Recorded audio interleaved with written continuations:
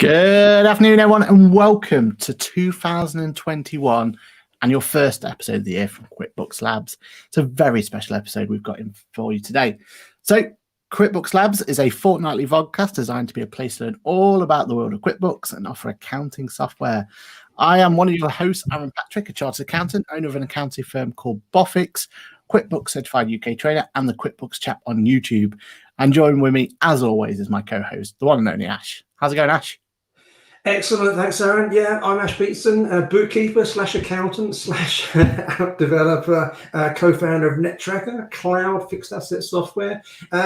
Also have a YouTube channel, QuickBooks Tips in 60 seconds. I can't get it any quicker than that, but I do try my best. Fantastic. So not only is it just us today, but we have a special guest with us as well. So I'm going to bring a quick hello to Brandon. Hi, Brandon. How's it going? Hey guys, doing great. Thanks for having me on. Cool, pleasure. No problem. We'll have a full proper introduction with you in just a second time. But first of all, let's figure out exactly how this works. So first and foremost, we are live around the world at the moment. So at a regular time of 4 p.m. UK time, usually every other Tuesday, and that's 10 a.m. US Central Time. So if you listen to this back at a later time, then why not think about joining us live? That way, you can get yourself involved. So we'll be answering questions throughout today. We've got a Q&A session at the end to make sure that we're all get all the questions in that we need to. But if you do need to put a question box in or ask a question, then use any of the question boxes provided, and we can make sure we answer your burning questions. Furthermore, we're now live on the podcasting services around the globe, so feel free to subscribe on your podcast service of choice. Ash, what's the agenda for today's show? So, Aaron, I do believe you should be providing some top tips on filing your tax return on QBO. You may even slide in a little tip there on imports, because I can see a little question pop through, so you may be able to help on that one. Then we shall be chatting to our special guest, Brandon Bruce from Uncat, so I'll be chatting to him in a bit of detail. So, actually, if I do get a chance, I'll put in one of my quick tips. We'll see how we go. But I'm going to pass it straight back over to you now, Aaron. Perfect. Because I am a bit worried here because I didn't want to be taking the, probably the premier part of the show, which is Ash's tips. I didn't want to be taking over that mantle. So, it's a good job that you're bringing in your tips as well. All right. So first of all, I will just quickly cover. We weren't going to spend too much time. In fact, no, we'll do it the way around. We're going to go and we're going to talk about tax, as it is quite prevalent at this moment in time. As you may or may not know, at this point in time, it is 31st of January. It was supposed to be the deadline to get your tax return in. Now, that's changed. So if anyone isn't understanding, then you now have to the 28th of February to get your tax return in. But that doesn't mean that your payment has been moved as well.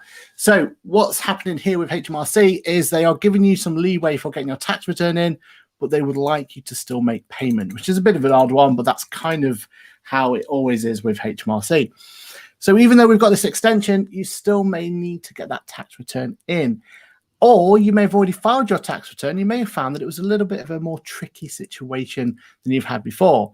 Well, either way, QuickBooks itself has loads of ways in which it can make it really easy for you to file a tax return. First of all, for anyone out there using QuickBooks Self-Employed, I'm going to quickly show you the screen, show you how easy it is to get that tax return submitted to HMRC. So I'm just going to bring that one up now.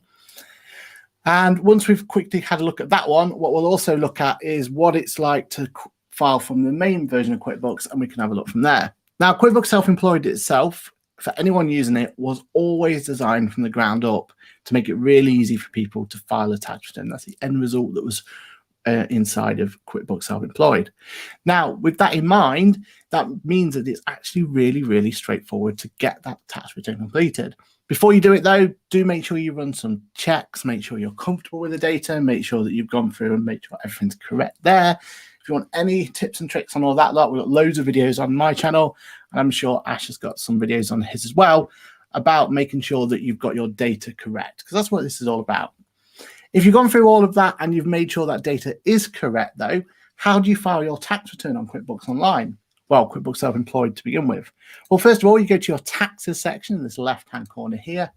And from that taxes section is going to bring up your tax return for the period that you want. Now, the most important bit here is this little area here where you have the opportunity to jump in between different tax returns.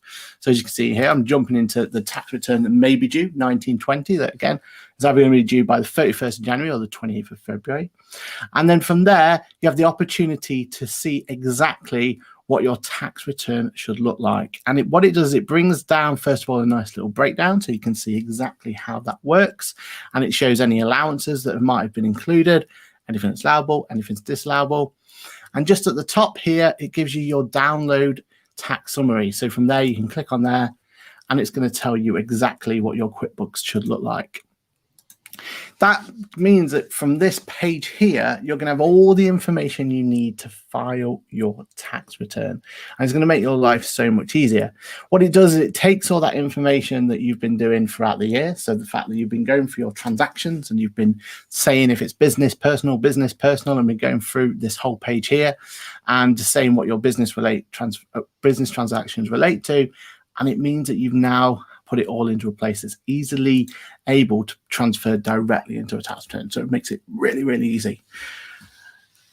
Ash, what do you think to that? It's quite a simple and easy way of looking at it, isn't it? It is. I mean, QuickBooks Self-Employed is pretty straightforward for that user that doesn't have any really sort of complicated requirements. They don't employ anybody. They don't have VAT or sales tax for the guys in the US. And probably for maybe like the taxi driver or that sort of type of business, it's pretty straightforward. So is there actually a button here where they submit to HMRC then? So all that looks pretty simple. I was just looking over the screen. Where is the button submit to HMRC? You see, there always used to be a button to submit to HMRC, but at this moment in time, that's what it's missing. Right. Okay. I don't know why. Because one of the advantages that you had on this version of QuickBooks Self-Employed compared to what we're about to see the full version of QuickBooks is you had the opportunity to jump into the tax profile here and you were always able to make amendments in this area. And they don't give you that opportunity in QuickBooks, the full version of QuickBooks. When we go in, we'll see what I mean by that. So in here, you're able to put if you're exempt from NIC, if you had any other hours or elements you want to include, and if you had any employment income outside of it. So yeah, it seems like they've got rid of that ability to press file and it's gone there, which makes me think that there's something new coming soon, but we'll wait and see on that one.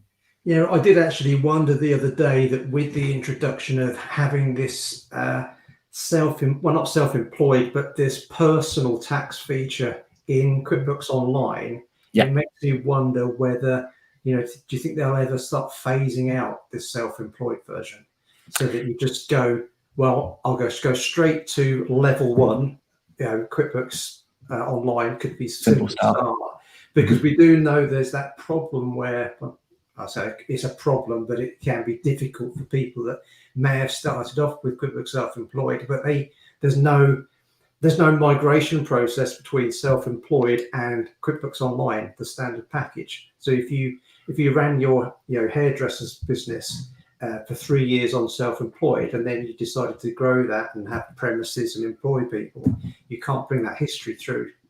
You're going to have to start a brand new file on something else. Yeah. The thing that stops me kind of thinking that they will get rid of it completely is the fact that it's got this whole different identity to it, hasn't it? It's that whole idea that it really is as simplistic as it can ever be. It literally is, there's your bank transactions and you just say what it is. So I don't know. I know as accountants, we don't like self-employed as much because we feel like we've got less control of it. We sometimes feel like it's difficult to audit ourselves so that we can make sure that people have got the right information in there. And there's a few limitations as an accountant there.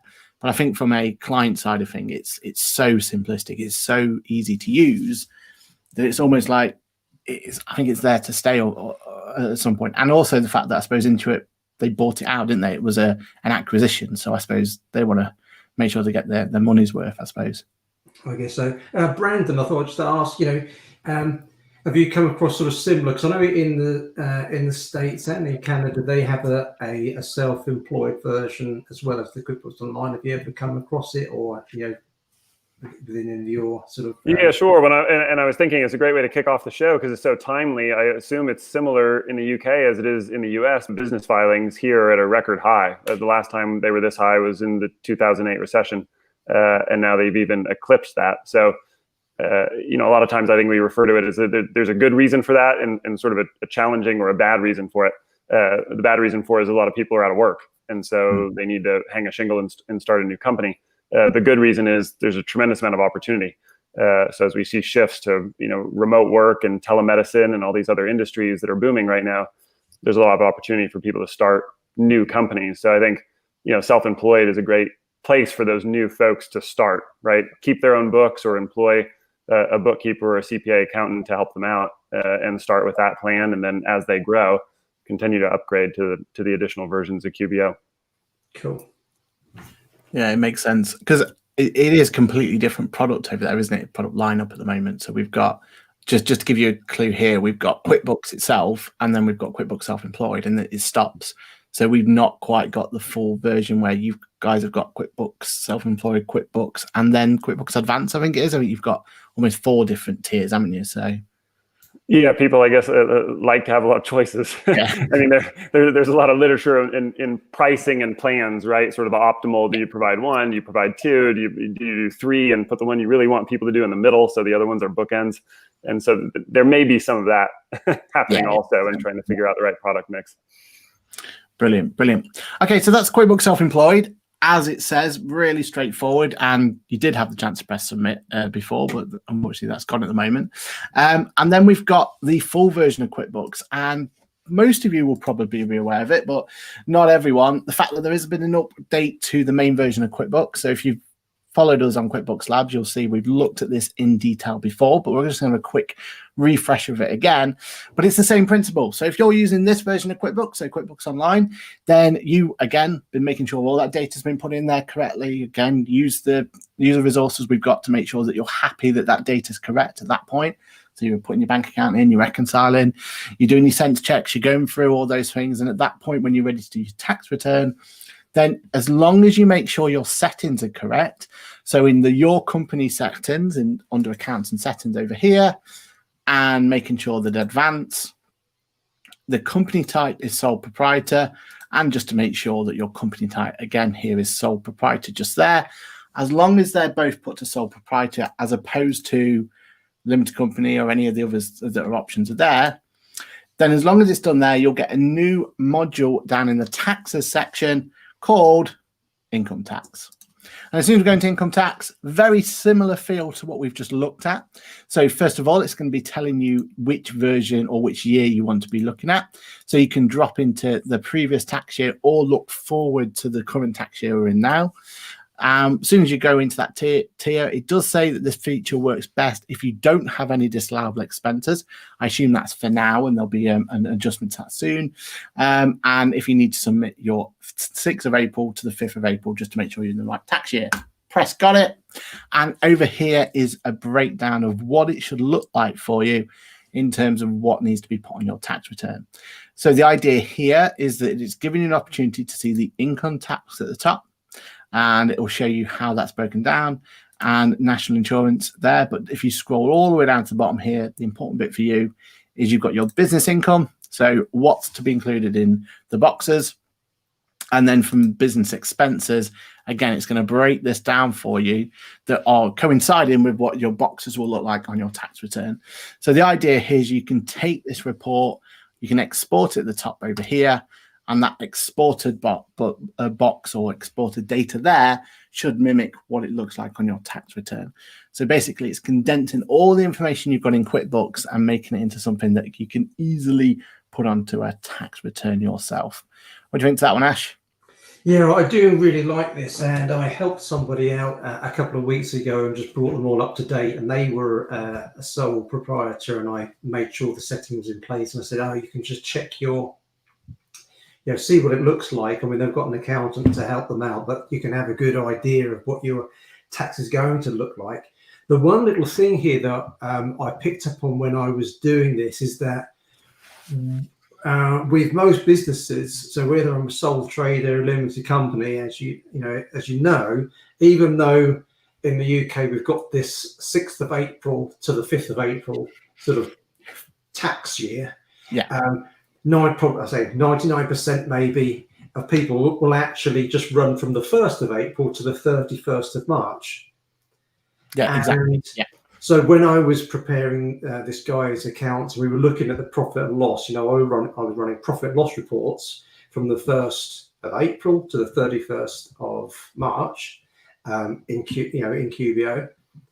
And then obviously when we went to look at the tax return here, it must be just defaulting to that 6th of April to 5th of April. And I'm thinking, I didn't go back and check it. I didn't need to, but I'm thinking, can't we put a setting in here that says, well, actually, I want to bring that data through, not based on that tax year, because that's not what I normally use. I want it to come through on the financial year that I want to use, not what's just being assumed in this instance.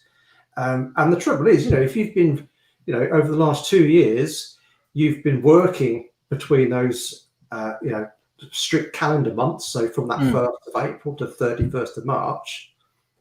And then you think, well, actually, okay, now I'll file my tax return on QuickBooks. You can't really, because it's going to go from the 6th of April and not from the month that you want it to. And in the calendar settings in QuickBooks, it's not from a day start, it's always from a month start.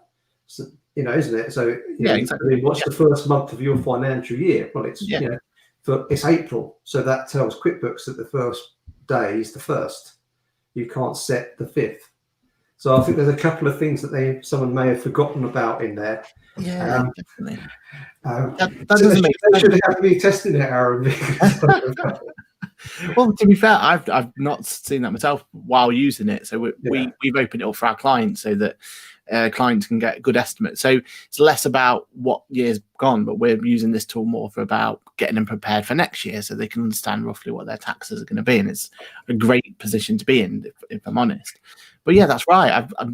For some reason, I've never even come across it. But it is still, we still have non-31st March year end. So there's going to be people with year ends all over the place, aren't they? So yeah, that's a good point.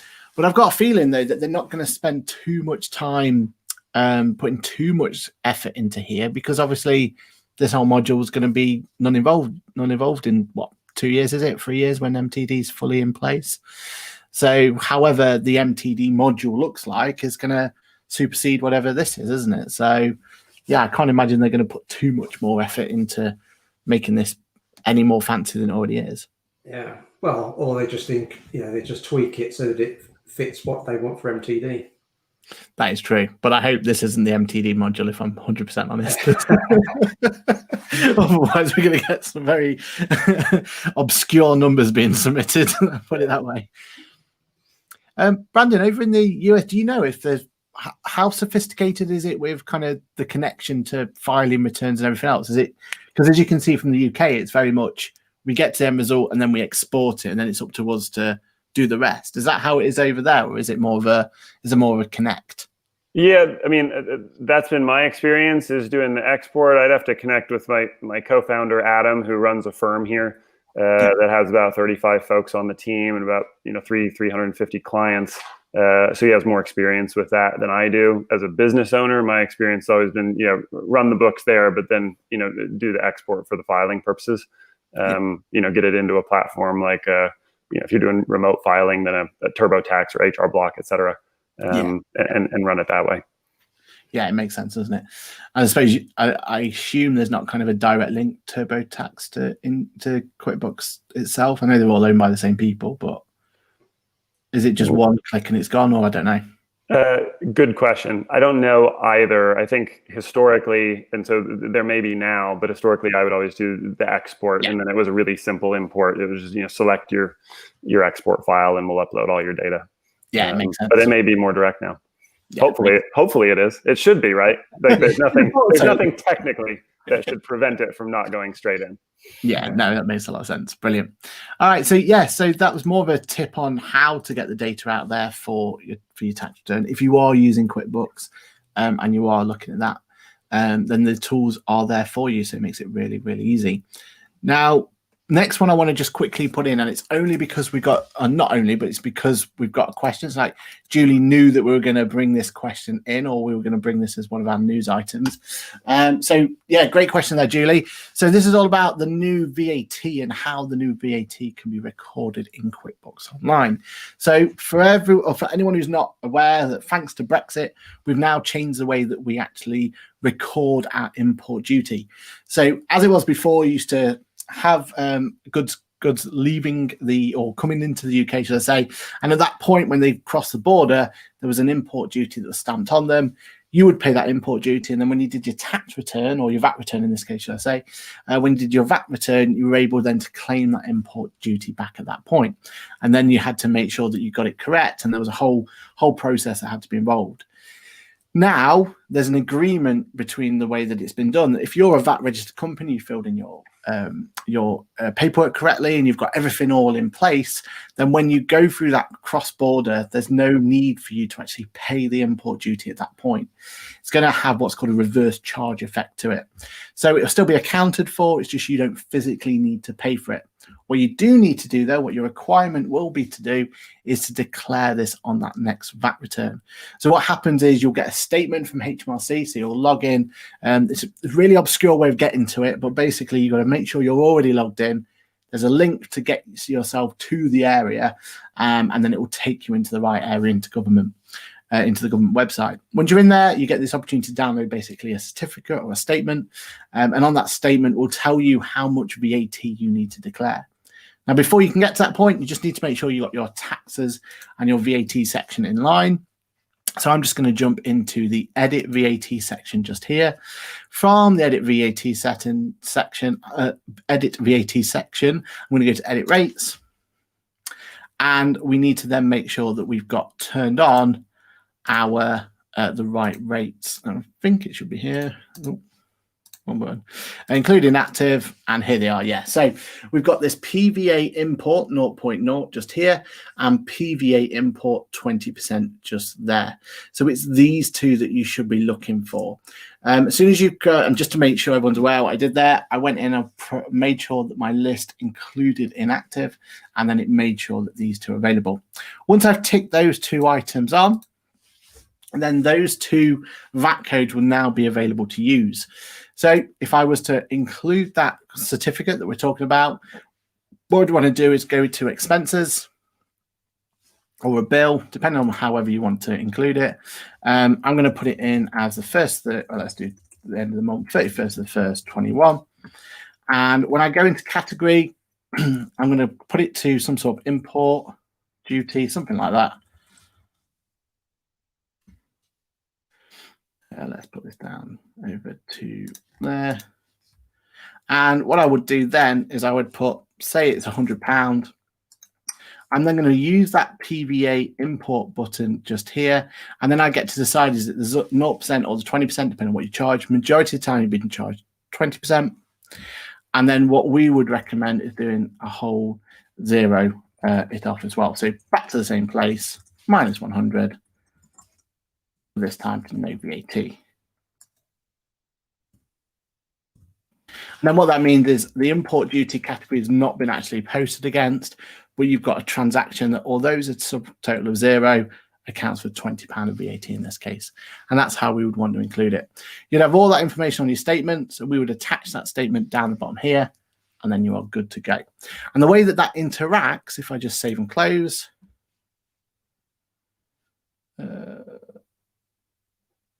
oh, has I not put the right tax code in there?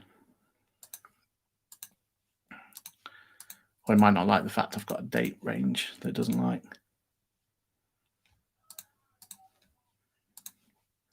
Try a different one. No VAT. There we are. Does not like that at all. All right, let's try. I've done one I did earlier, so let's go to that one instead. And that one's not available either. For some reason it's not working, but if it was working, as it should do, then what you'll see in a next return is that you'll see that there'll be the amount that will be included here, and it'll also be included there, and that's when you'll be able to make sure that it's been accounted for properly.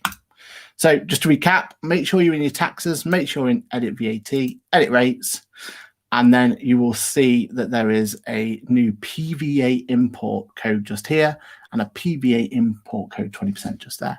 And that's the code you're going to use. And just to see, if you want to see that actually working properly and not breaking on me, because for whatever reason, then again, there's a video on the channel about how to include that import back properly. What do you think to that, Ash? Yeah, great. So basically, Aaron, on this one is that if someone codes to that PVA category, 20%, it lands in two places on the VAT return. It lands in it does the reverse charge. It lands in your inputs as well as your outputs. But this PVA code, am I right in thinking this is just for the European imports? So if we're importing from the US or Australia or Japan, if it's going from there, then they'll still have the no VAT issue. So they'll count them as no VAT, because there won't be any import duty done.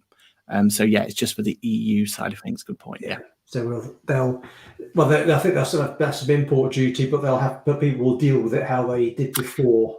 That's right. Yeah. So no change for the sort of rest of the world imports. Yeah. Cool. Which definitely. Yeah.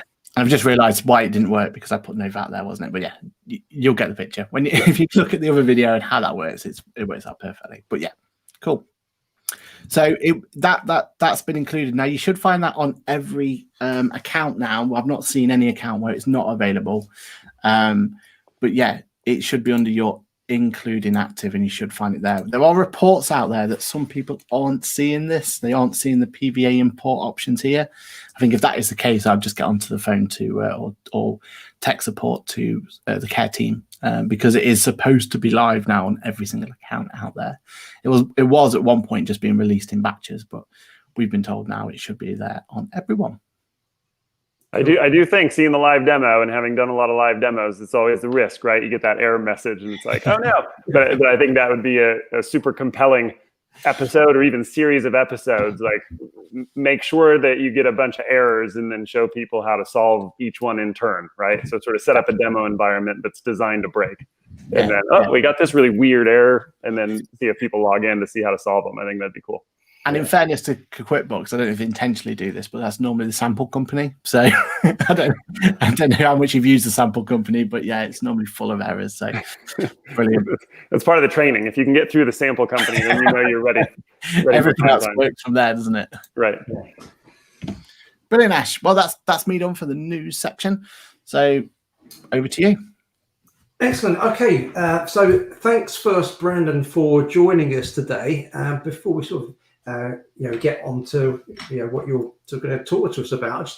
I thought I'd just ask a little bit of background on you. What's your involvement as well with Uncat that you've joined. Yeah, sure. So you can see the sign behind me. I'm in Knoxville, Tennessee, so Eastern time here in the States. And previously, I ran a software company that made an integration between Salesforce and Gmail. So it was the original integration between those two big cloud platforms, and we had a great experience building and growing the company, and exited that company a couple of years ago. And right around that time, I was talking with a good friend here in Knoxville, Adam, who runs a bookkeeping firm, and said, one of the things that's bothering me is that every month we go through the same routine where we're exporting a spreadsheet of uncategorized expenses, and we email them to the client. And the client doesn't love receiving it. And typically, we have to follow up several times. And what we get back is their responses in the spreadsheet, along with a smattering of receipts as attachments and so forth. And then we need to manually copy and paste all that into QuickBooks and upload the receipts ourselves. And we're just burning a lot of time and a lot of cycles. Do you think there's a better way, right? Might we create some software to solve this from a workflow perspective? So naturally, being curious, we jumped into the QuickBooks API, which is a fascinating activity to look at, because so much of it is cloud first and brand new, and yet there's also some nomenclature and stuff that's borrowed from decades ago, because it has such a deep, rich history, right, going back to the original desktop version. So you're sort of looking at two different worlds and the merging of them. But we did find that not only is it possible, but it's advantageous to run the workflow through the app rather than doing it through kind of the old school spreadsheet way. So instead of sending a spreadsheet to clients, we simply tap the QuickBooks API, look for uncategorized items. Expenses so far, we'll be adding support for uncategorized income for deposits pretty soon based on customer request. But then we notify the client and say, hey, you've got some of these uncategorized expenses. Can you let us know what they are? Provide a description, a receipt if you have one, certainly. And going to the QuickBooks Connect conferences last year, receipts especially was a big request, and most notably in Canada, right? Yeah. So it's important here in the States, but in Canada, you have to have a receipt. Otherwise, kind of the expense didn't exist. And so making sure we had support for that was important. So it allows them to do it through a website, and then it notifies the accounting professional, hey, you've got information. You can now categorize the expenses based on the client response, and everything syncs in real time into QuickBooks. So it's a nice, fast way to handle what always comes up, right? Regardless of the tech stack, regardless of whether you're using a receipting app like a Expensify or Receipt Bank or other, we all still have clients that have uncategorized expenses every month, uncategorized income, and we need to solve that. It's good for balancing budget, it's good for identifying tax deductions and credits, and it's good for preempting or answering an audit. A good way to get audited is to leave a whole bunch of stuff uncategorized. It's like, wait a second, why is that uncategorized? We'd like to take a closer look. So we're kind of trying to solve that for our customers. It sounds great. I mean, I don't know. So do you want to share your screen, and then we'll have a good look. Yep. Let me pull up. We'll just share the entire screen. That's the easiest thing to do. You've definitely listened to what accountants' big bugbear is, though, haven't you? Because that is, as accountant, that is kind of our biggest issue, is trying to make sure that we're getting that right data and asking clients as well. So I think. Yeah, no doubt. I think it was one of those interesting things where I feel like it's been part of the workflow for so long, at least in talking with a few hundred people at the conferences, that it's kind of just, it's part of the work. And so most people weren't out there looking for a solution for it. But once we presented an option, it was like, oh yeah, this has been a hassle for years. We'd love to try a different way. There just wasn't a way before. So this is the website. So it's really simple URL. It's uncat.com, obviously short for uncategorized. And you can get an overview of the app and how it works. And, kind of, this is the headline that I just kind of alluded to, right? It's a new solution to an old problem. So people are pretty used to doing it, but clients don't love it. Accountants, bookkeepers don't love it either. So we're trying to do a better way. And I'll jump into the app to kind of show you how it works. This is the dashboard. So as the accounting pro, you would come in and sign up for Uncat, connect it to QuickBooks Online, super quick and easy and highly secure. And then from there, you invite a client and connect to their QuickBooks Online file, and it will pull in their uncategorized expenses, which you can see here in this dashboard. These are some speaking of sample company, these are some sample expenses.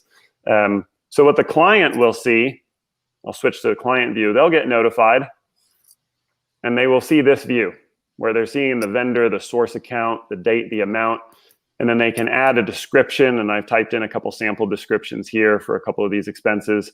And then they can also upload receipts and other documents, right? Might be a PO, might be a loan document from a bank, whatever the expense might be.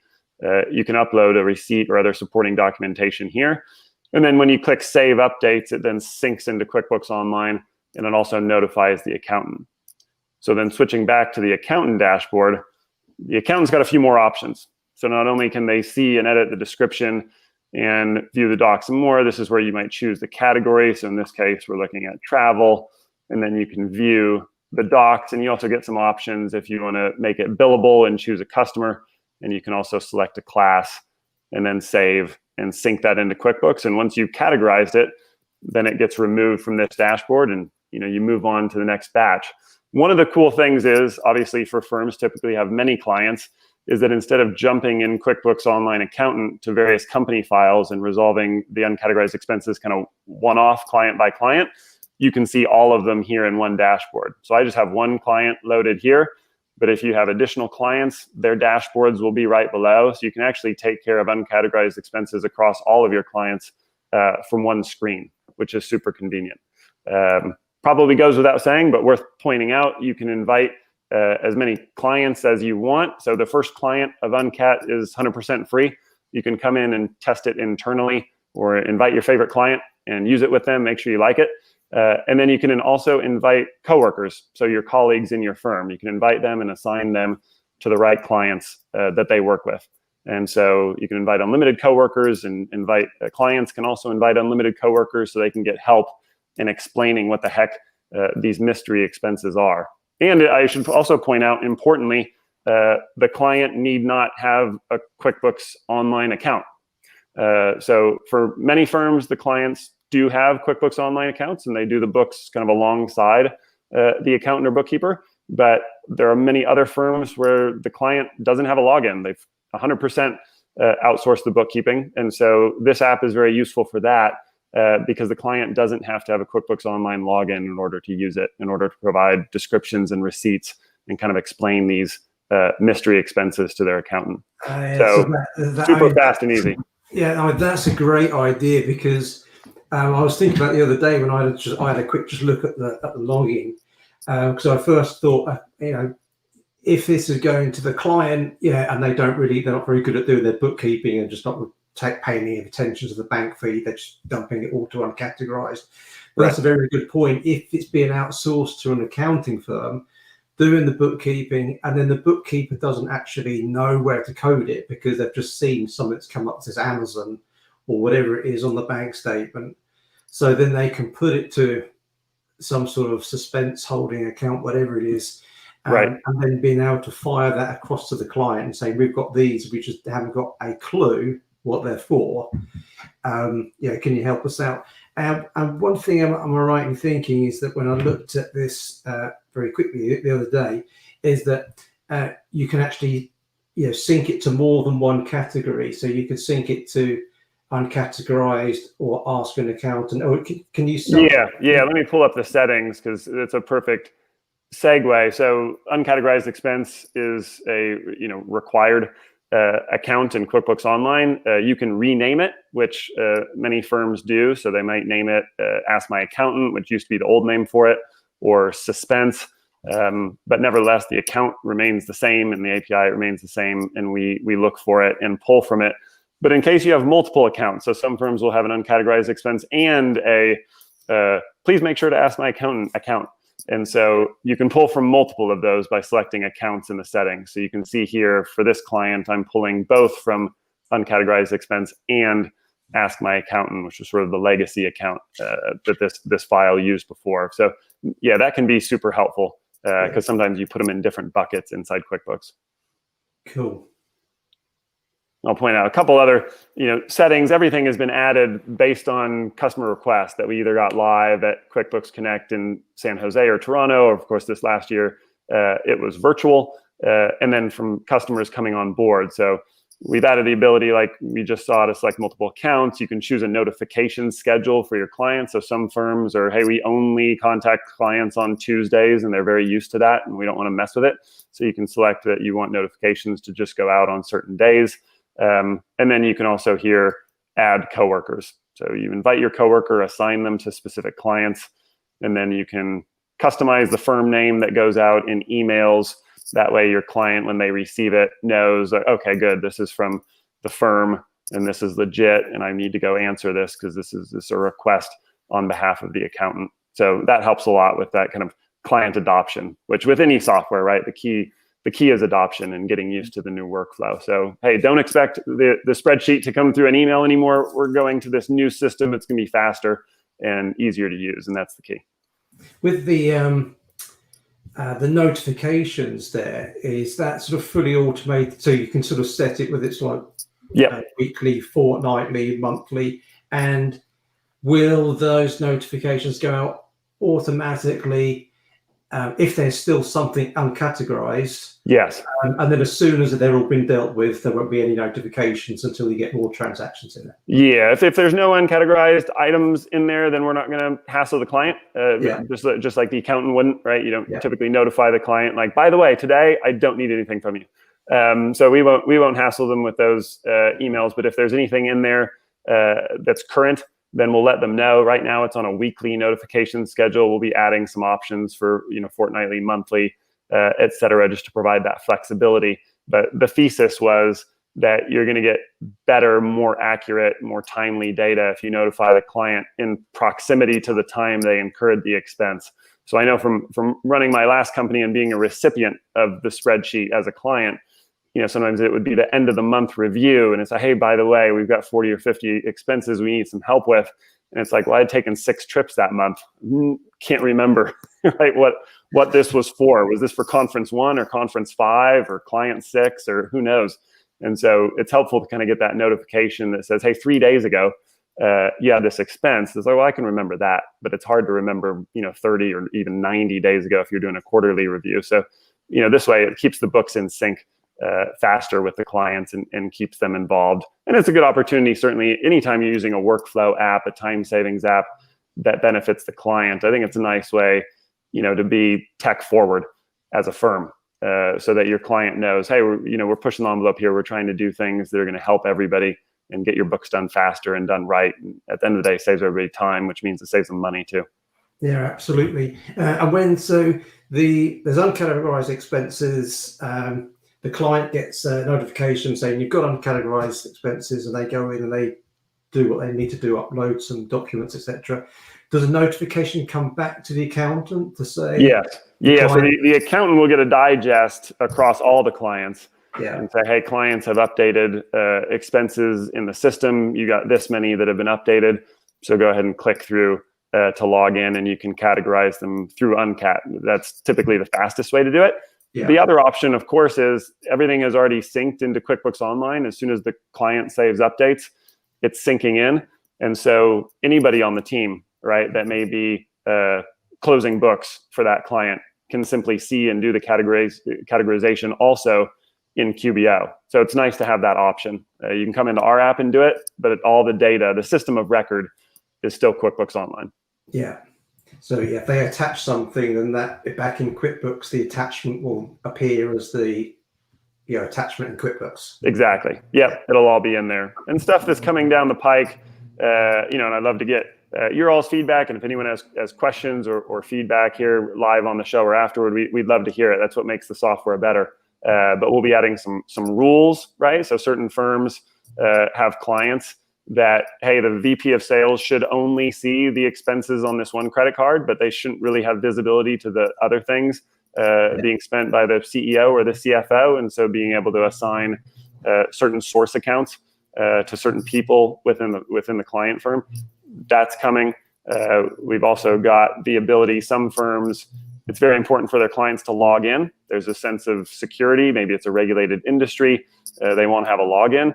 For others, they were saying, look, it's going to be really difficult to get my clients to adopt another login. Just remember another username and password. And so we're going to have a way to basically send a magic link out to those clients where they can quickly add some notes and receipts and click save, and it goes away, but they never have to log in. So we're creating some more of those options just to handle different use cases that different firms have and different clients have.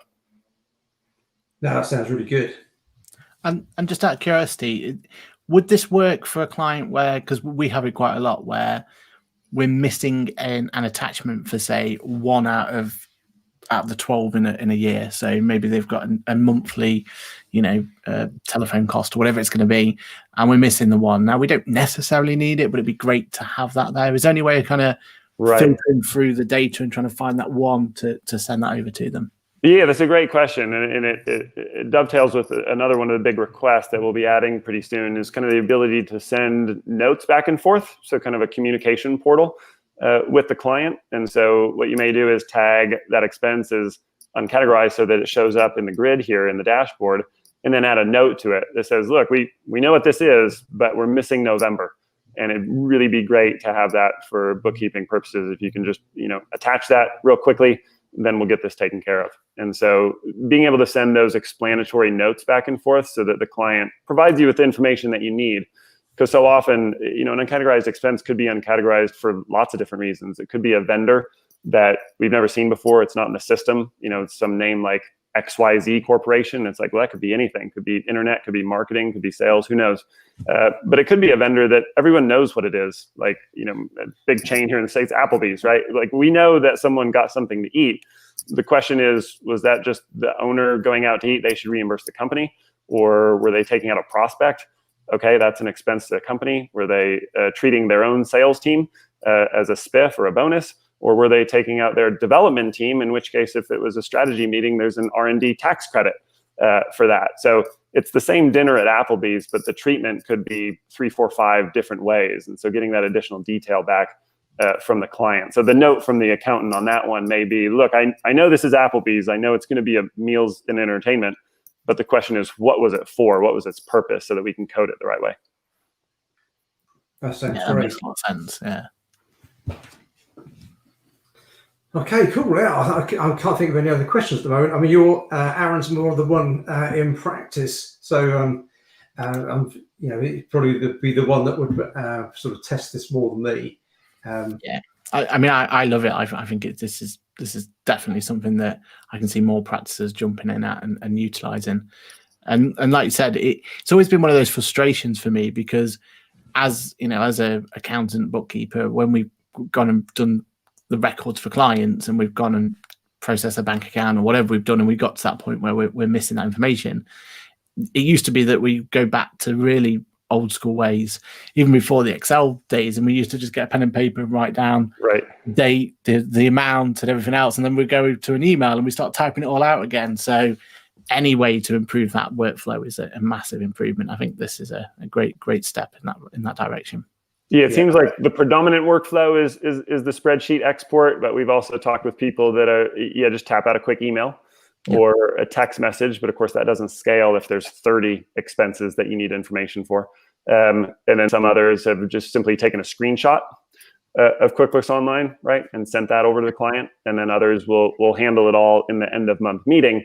We had a couple firms mention that recently.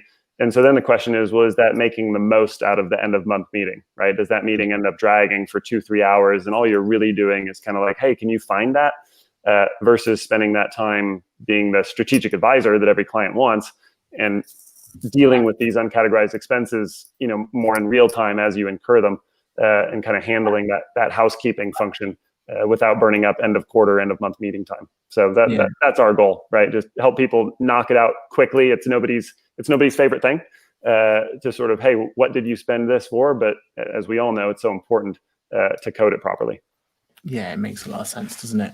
Makes a lot of sense. And also I think as well, thinking back to kind of how we've kind of done it in the past and everything else. I know QuickBooks tried to provide a solution for us. So they gave us this, I don't know if they've done it in the US, but there's a request information. But again, it was very much, we had to put the information down and put it there. Now, the big selling point of that, though, was the fact that you're not having to rely on email to send back and forth potentially sensitive information. And that's, again, you're solving that issue there as well, aren't you, by giving them a portal where it's more secure than it would be via traditional email methods. Yeah, I mean, like you say, the benefit in principle, in theory, is that you wouldn't necessarily need to notify the client that way. It could, let's say, ping them on a mobile app. The big drawback that we encountered doing kind of the early customer discovery is that clients didn't have the mobile app and didn't express a tremendous amount of interest in getting it. Sort of like, we don't want one more app, right? And so many of them either didn't have a login in the first place, in which case they can't sign into the app. And for those that did have a login, they're like, I don't really want to be going into the app to do stuff. I'd rather just quickly tell my bookkeeper or accountant what the expense is. And so that really helped us to kind of decide on this architecture versus, let's say, a mobile first architecture. If folks were just saying, I really don't want to do it in a straight app. So this is, of course, mobile friendly. So you can go visit the dashboard on your phone and tap in your descriptions, upload receipts. From the camera roll, let's say you took a photo of a receipt. You can upload it that way, which is pretty slick. But this way, it's web first, so it's compatible, with any platform. Cool. All right. Well, thanks for that. I think for sure. Sort of covered everything on that, Brandon. I think before we have a look at any questions, shall I go for this is a very quick tip of the week this week. Let me just share my screen. I've got stacks of tips, but I thought this is literally going to be a. And while that share screen's coming through, if you do have any more questions, now your chance to put them through. We've got a couple. We might not be able to go through all of them, but we'll try and make sure we tackle some of them. You ready, Ash? Let's bring that up. Okay. Very first quick tip here. So if you're looking at a transaction within your QuickBooks file, and you think that's not how you had left it, you know, after you last did your accounting and your bookkeeping. So I'm just picking this one at the top here, which is £600. If you open this up, not everybody is aware of this. There is right at the bottom, once this opens, it's always a little bit slow through StreamYard. You've got the more options. I'll just let it open up. You have the more options at the bottom of your screen. And within your more option, you have the audit history, which is linked to your audit trail. And if you look at the audit history, any change that's made to that transaction is listed. So before the show, I made a load of changes here. So right at the bottom would be when that transaction was originally entered. And you see all of the coding there, £1,500, £1,250 plus the tax. And then every time I made a change, those changes are highlighted. So whenever anybody changes anything in QuickBooks, even if they void or delete it, it's all held in that audit history, but it's very handy if you're looking at a transaction, you thought it was at a specific value, and it doesn't make any sense why it's been changed. You can see exactly what's been changed, who changed it, the date it was changed, and the time. So that's one quick tip for this week. Just check out that little more in your audit history whenever you're just trying to work out, why you think something may have changed. So there we go. Couldn't get any quicker than that. I love that, and especially that one as well, because that's always been one of those moments where anyone who's a little bit unsure about the audit trail and everything else, as soon as you show them that bit, anyone who's interested in audit at all, they are absolutely astounded by it. The amount of detail that you can go into, it's a bit overwhelming sometimes, isn't it, with what you can do in there? So yeah, absolutely. It used to be my like you say, our favourite one when we were doing QuickBooks training, and we'd have accountants saying there's no audit trail. Yeah, and you go, well, actually, have you seen this? Yeah. It blows my mind of how much information goes in. All right, wonderful. So we've got a few minutes left. We're just about coming up to the end, so we've probably got time to fit in one of the questions that have come through. I'm going to choose this one here by Len in our Q&A section. So Len asks a really interesting question, and something I've seen coming up quite a few times on the community forums and other places that we've seen. So he's talking about here about one of the great features in QuickBooks is the ability that when you send an invoice out, speaking of audit trail again, you get that wonderful audit where you can see that they've actually gone and seen that invoice. So you can see when your customers have opened it. And it's not just a one time, it's every time they go in and open that invoice. And it is a really great feature.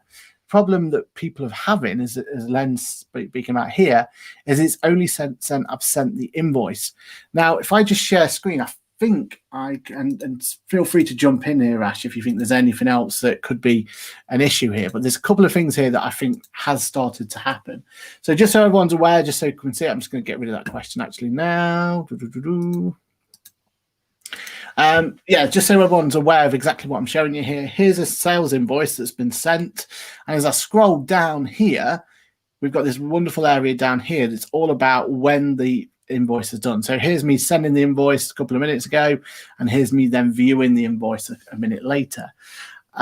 And if you see from the mobile app as well, there's even more wonderful kind of UI, and it looks really, really nice. And again, it's a really useful feature. This timeline, this activity thing is hidden most of the time. You just need to scroll down to find it. Now, what I think's happened here is there's two different issues. One of the ones is if you're sending to a client and they're mobile friendly, I wanted to put it up on screen about how it worked, but it's not quite working on mine at the moment. If I just kind of put my mobile to the camera like here, this is what would happen. This is that same invoice that's come through. And even though I've now seen that invoice and I'm looking at that invoice, that doesn't count for me viewing the invoice. So from the mobile point of view, I can see it's 1,200 and I could just leave it as that. That won't count. The only way for me to actually count to reading it on QuickBooks is to click the button itself, which then opens it up, and it's seeing that screen that counts that I viewed the invoice. And if I just refresh the screen, hopefully, if it doesn't want to break on me this time, you should see that I've now viewed the invoice one more time. So yes, you can see that I've viewed the invoice again. Just here, look. So that could be one of the problems, that the invoice being sent out, the customers getting everything they need from the kind of summary, if you like, of the invoice, or from the email itself, should I say, and they're not actually clicking through to the link to be able to activate the fact that you've viewed the invoice. That could be the other one, which unfortunately there's not really much you can do other than entice them to open it up and go through. So, give them so that the whole breakdown's not there. The only other thing that I've had seen as an issue, and it might be something to bear in mind, is, I'm in the wrong area. I'm just going to go to custom form styles. So custom form styles is where you get to edit what your invoice looks like. But in the content and email section, there's an option here about the way that the email's sent. So is it standard? Here it is. Is it full details or summary details just here? So it could be the case that if you only put summarized details in, it will push them to go forward there. And also having the PDF attached means they could just download that PDF and that's all they'll ever need. So again, if you untick the PDF, potentially that could improve your chances of getting people to read it. Anything do you want to add to that one, Ash? Yeah, no, I was going to say exactly the same thing, Aaron, is that, it's sort of pros and cons, isn't it? You'll get some, so with the PDF, if they click on the PDF alone, without clicking any other sort of hyperlinks, they won't see that audit trail. But then you do get some customers that do love to or prefer the PDF because they're not always keen, on clicking on links. I'm not always a fan of, if I see an email come through, I'm not always, really keen to click on the link. If there's a PDF, I'm not even keen to click on some PDFs if I don't know who they've come from. The email might get deleted if it looks a bit dodgy. I don't recognise the email. That might not happen either. So there is a bit of your customer being 100% sure where the email is coming from. That can sometimes sort of sway it. Yeah, that's a really, really good point. And I think it's just also maybe something that needs to be fed back to QuickBooks, or more people to feed back to them, because they've definitely changed the way in which it interacts with clicking that button now. It seems to take longer to load the invoice and items like that. So that could be something that's off-putting for people to click into it so that you can see it's been viewed. So that could also be an issue. Well, I was going to quickly say, interestingly, the problem is often the opposite that people complain about, is that they think the customer viewed it, but it turns out it was someone internal to the firm that happened to click the link. And so then you think the customer is going to action it, and then 90 days later, you're like, I thought you viewed it and we're going to pay it, and I've never seen it. So someone saw it, but it's not guaranteed it was the customer. Someone clicked that unique link. It turns out it was a bookkeeper or accountant. Right. Exactly. Pay it internally. Yeah. Funny. No, that's definitely the issue sometimes, isn't it? So we've just got one more to just a real quick one we can just put in here before we leave. Hi Leanne, great to see you again. Brilliant to come back on the show. Hi Aaron, Ash and Brandon, can anyone let me know where YouTube super chat donation should be put in QB, please? Really good question there, and quite straightforward really, because it's all going to be based on your intention of what that super chat was for. If you're looking to advertise, or you're looking to promote something because you were trying to promote your channel or promote your brand or whatever it's been, then feel free to put it to advertisement and put it on there. Apart from that though, really kind of get an intention of what it's used for. So I would put it to sundry or something along those lines to put it in there. But it can definitely be seen as an advertising cost because you're there promoting yourself. You're trying to push it forward. So yeah, do think about putting it there. You want to add anything to Ash or? No, that sounds great what you've said. I've never actually heard that term before until now. YouTube super chat donations. I've never come across it. It's about when if you really like a YouTube live, then you can go through and donate them some money and push. I thought they were asking how they can donate to your guys' show, which was also a great question. Yeah, I think very donations are always welcome. Exactly. Yeah, if it is purely a donation, then there is obviously donations. But yeah. Unfortunately, at the moment, we're not monetized. But yes, maybe one day. Food for thought. We'll add a pay now button to the bottom of the channel. By popular demand. Love it.